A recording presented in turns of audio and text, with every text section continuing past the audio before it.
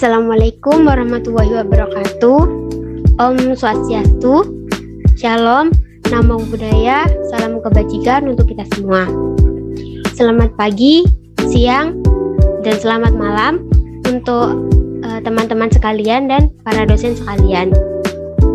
Pada kesempatan kali ini, izinkan saya untuk memaparkan pembahasan tentang langkah-langkah mengenai penanganan kelahiran pada anak babi, di mana untuk memenuhi tugas mata kuliah manajemen dan kesehatan babi dengan dosen pengampu Profesor Dr. Hewan Inenga Kartabsung MSI.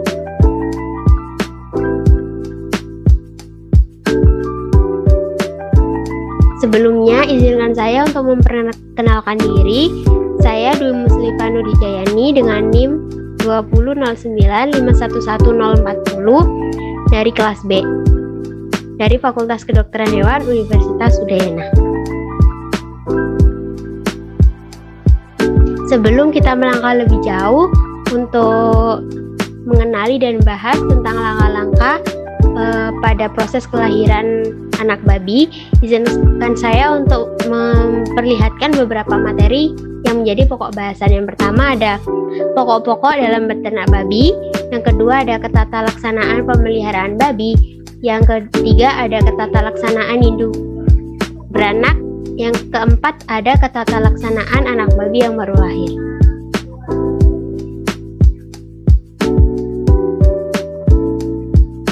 Pembahasan materi yang pertama yaitu tentang ketata laksanaan pemeliharaan babi. Ternak babi merupakan salah satu jenis usaha di bidang peternakan yang sangat menguntungkan, yaitu mampu mengubah makanan menjadi efisien, siklus reproduksinya pendek, bersifat prolifik yang beranak sekitar 8-14 ekor dalam setiap kelahiran. Dengan rata-rata 2 kali beranak per tahunnya, lebih cepat tumbuh dan cepat dewasa. Perlu diperhatikan, ternak babi yang dilahirkan ini biasanya punya bobot badan yang tidak merata atau tidak seragam. Dengan demikian, anak babi yang punya bobot badan rendah ini akan mempengaruhi penampilan ternak babi saat sampai proses penyapian nanti. Untuk menghasilkan jumlah anak perinduk perkelahiran yang tinggi sampai di sapi, perlu adanya perhatian mengenai bibit yang baik, waktu penghamilan yang tepat, serta ketata laksanaan pemeliharaan baik induk maupun anakannya. Dapat dilihat pada gambar bahwa proses dari kelahiran dari anak babi sangatlah kompleks. Perlu diperhatikan beberapa step yang dapat mempengaruhi keberhasilan ternak babi selanjutnya.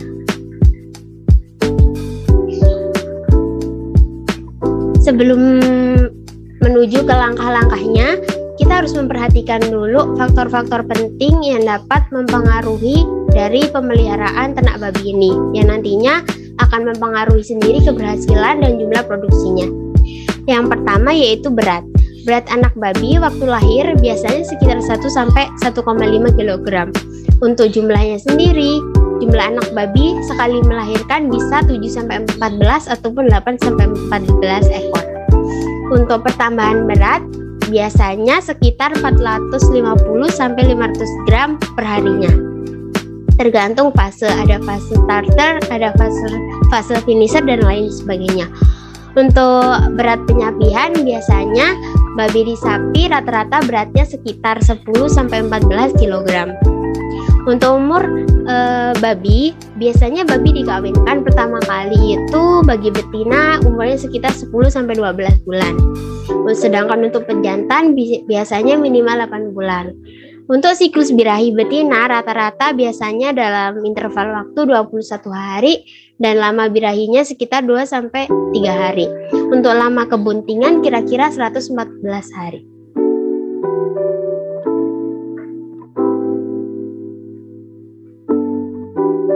Untuk selanjutnya, mengenai ketata laksanaan dari induk beranak sendiri, biasanya pada waktu beranak, induk itu posisinya dapat berbaring, membentangkan tubuh, dan juga biasanya dapat menendang ke belakang dengan kaki ke atas atau dapat berguling-guling ke sisi lainnya.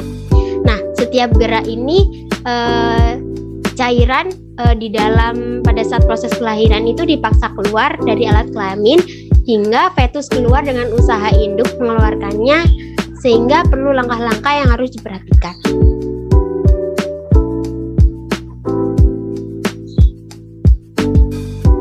Materi selanjutnya mengenai ketatalaksanaan anak babi yang baru lahir. Jadi segera setelah anak babi itu dilahirkan, lepaskan lapisan tipis atau selaput lendir yang membungkus tubuhnya dengan selai kain kering ataupun bisa dengan cara biasa. Dengan demikian, anak babi menjadi kering dan mencegahnya dari kedinginan. Lepaskan sesegera mungkin setiap cairan yang mengganggu lubang hidung dan mulutnya. Nah, apabila anak babi ini tidak dapat bernafas secara bebas, pegang kedua kaki belakang dengan kepala ke bawah dan ayunkan perlahan untuk mempercepat pelepasan cairan dari lubang di dalam hidungnya. Untuk ketatalaksanaan ataupun langkah-langkah dari proses kelahiran anak babi yang baru lahir, yang pertama yaitu memotong tali pusarnya. Adapun step ataupun langkah yang harus diperhatikan, yang pertama yaitu ikat tali pusar kira-kira sekitar 2 cm dari pangkal dengan seutas benang steril untuk meyakinkan tidak ada bahaya karena pendarahan melalui arteri tali pusar. Yang kedua yaitu potong tali pusar dengan gunting ataupun pisau di bawah ikatan. Selanjutnya yaitu oleskan di tempat pemotongan tali pusar tersebut dengan iodium untuk mencegah infeksi atau sakit pada tali pusar. Tali pusar ini merupakan salah satu organ yang sangat penting untuk pertumbuhan dan perkembangan fetus selama kebuntingan, sehingga dapat menjamin agar tidak ada bahaya ataupun infeksi yang masuk nantinya.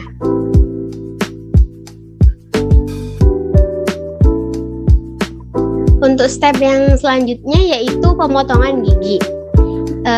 Anak babi ini biasanya memiliki 4 pasang gigi atau 8 buah gigi yang tajam, dengan 2 pasang pada tiap rahang itu biasanya disebut dengan gigi hitam, gigi jarum, ataupun gigi serigala. Nah, terdapat alasan mengapa dilakukan pemotongan gigi ini, yaitu yang pertama, gigi itu sangat efektif menyebabkan luka pada ambing induk dan mengakibatkan induk itu menolak untuk menyusui anak-anaknya. Yang kedua yaitu apabila anak babi berkelahi untuk memperebutkan satu puting susu, gigi dapat menyebabkan luka pada muka dan di mana luka tersebut dapat menyebabkan infeksi. Yang ketiga yaitu memotong ekor.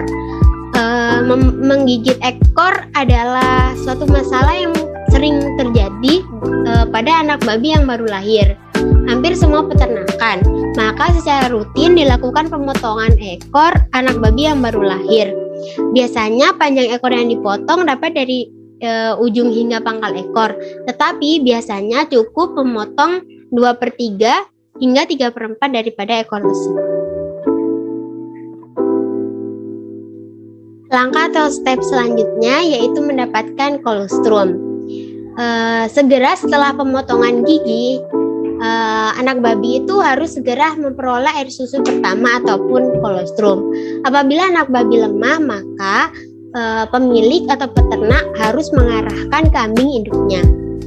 Sebagaimana fungsinya, kolostrum ini sumber utama kekebalan melawan penyakit pada masa awal kehidupan.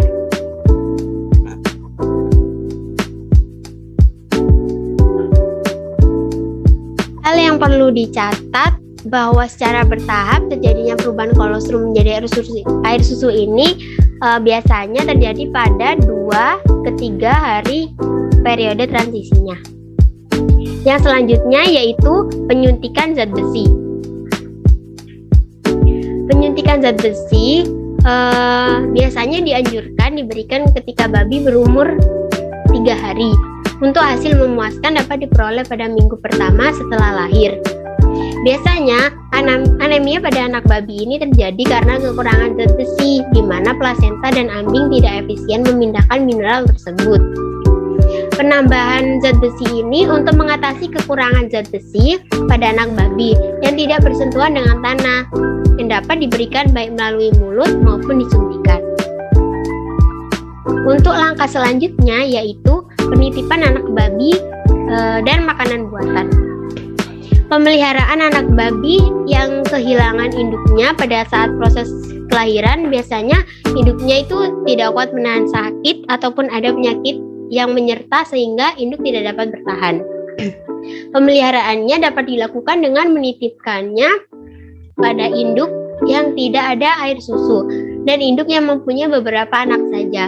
Penitipan ini maksudnya memindahkan anak babi dari satu induk ke induk lainnya dalam suatu kelompok bibit. Untuk materi selanjutnya yaitu langkahnya yaitu pembuatan tanda dan nomor. Tiap ekor anak babi dalam seperindukan itu harus diberikan tanda atau nomor dalam waktu sekitar 2-4 jam setelah lahir. Gunanya untuk mengukur penampilan dari kelompok, kebijaksanaan dalam mengakir, dan ketegasan dalam menyeleksi bibit pengganti nantinya. Biasanya alat-alat yang digunakan atau diperlukan yaitu menggunakan airtag bisa, cap bakar, pilok, pemotongan daun telinga, ataupun dengan metatonya.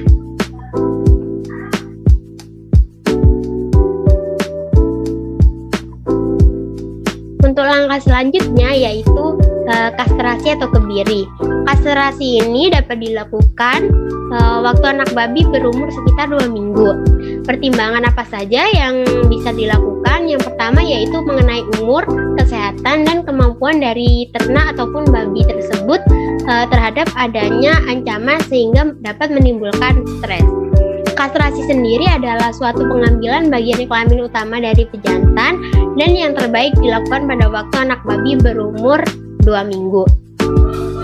Kastrasi anak babi ini dilakukan terutama untuk mencegah anak babi tersebut ataupun mencegah individu yang tidak diinginkan dari gambaran dirinya sendiri dengan fasilitas pemberian makanan secara bersama dan juga untuk tata laksana praktis lainnya. Tujuan lainnya yaitu dengan untuk memperbaiki karkas tersebut. Untuk dijelaskan pada gambar bahwa proses kastrasi pada babi dimulai ataupun dapat dilihat pada gambar bahwa terdapat tali pengikat dari karet ataupun bisa dengan benang yang steril, di mana pada gambar tersebut letaknya di atas dari saluran sperma.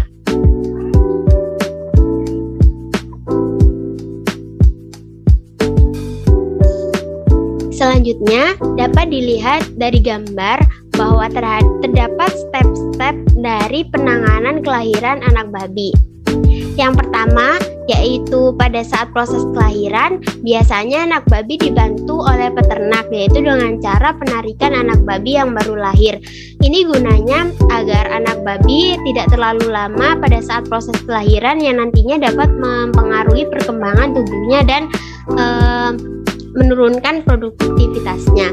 Yang kedua yaitu pembersihan dari selaput lendir, dari kotoran-kotoran sehingga anak babi itu bisa steril dan terhindar dari infeksi.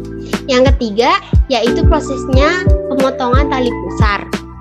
Yang keempat yaitu pemotongan gigi daripada anak babi ini. Anak babi yang baru lahir biasanya harus segera dibebaskan dari selaput lendir untuk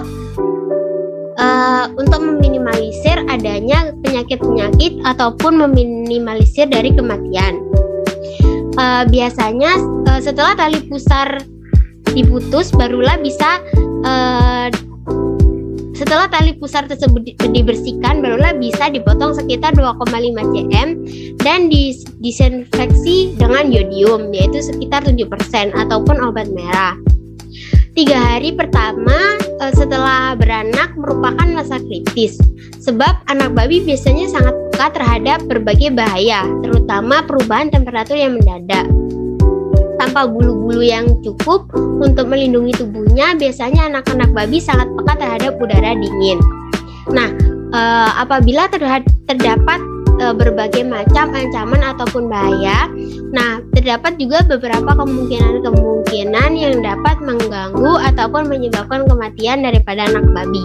Nah, kemungkinan tersebut Biasanya anak babi itu mudah kedinginan beberapa hari sesudah lahir. Anak babi keadaannya sangat berbahaya, yaitu mudah menggigil karena kulitnya tidak memiliki pelindungan apapun seperti bulu. Yaitu misalnya seperti sapi atau domba maupun kambing biasanya kan terdapat bulu pada saat lahir, namun tidak dengan babi. Mungkin sekian materi yang dapat saya sampaikan. Semoga materi ini dapat berguna nantinya untuk teman-teman sekalian. Apabila ada salah kata dan perbuatan, saya mohon maaf yang sebesar-besarnya. Assalamualaikum warahmatullahi wabarakatuh. Om Swastiastu, Salam Namo Buddhaya, salam kebajikan untuk kita.